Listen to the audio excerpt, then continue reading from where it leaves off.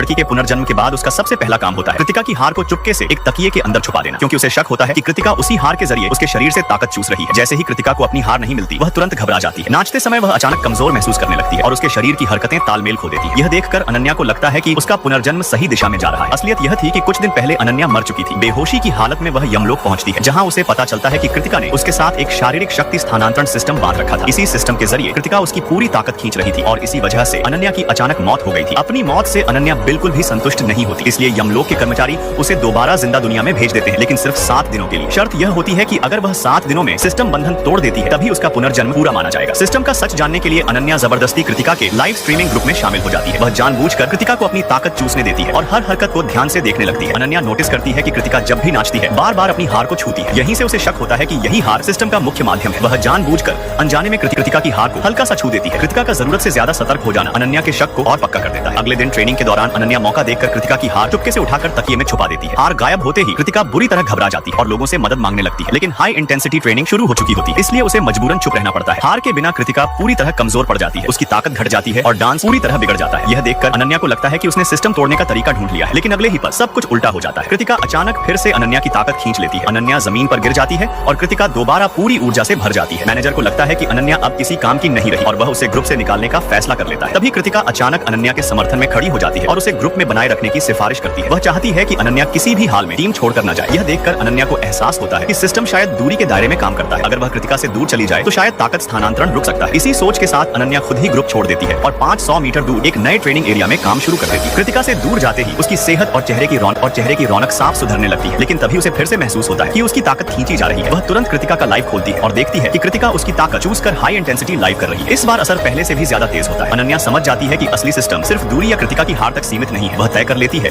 कि अब वह कृतिका को अपनी लाश पर चढ़कर कामयाबी हासिल नहीं करने देगी। लाइव खत्म होते ही अनन्या सीधे कृतिका का रास्ता रोक लेती है और उसे सिस्टम के बारे में सवाल करती है। कृतिका बिना डरे सच स्वीकार कर लेती है और बताती है कि अगले दिन वह 24 घंटे का हाई इंटेंसिटी लाइव करेगी। उसके मुताबिक उस दिन अनन्या की मौत तय है। घबराई हुई अनन्या को तभी यमलोक की एक बात याद आती है। यह सिस्टम सह अस्तित्व प्रणाली है जो हमेशा जोड़े में बंधती है। यहीं से अनन्या को शक होता है कि शायद उसके पास भी कोई सिस्टम माध्यम मौजूद है। वह अपने पूरे शरीर की जांच करती है और उसकी नजर अपनी खुद की हार पर जाकर रुक जाती है। उसे याद आता है कि यह हार कभी कृतिका ने ही उसके लिए संभाल कर रखी थी। अब अनन्या को पूरा यकीन हो जाता है कि यही उसकी असली सिस्टम कुंजी है। आखिरकार वह फैसला करती है कि कृतिका के अगले लाइव से पहले वह इस हार को पूरी तरह नष्ट कर देगी।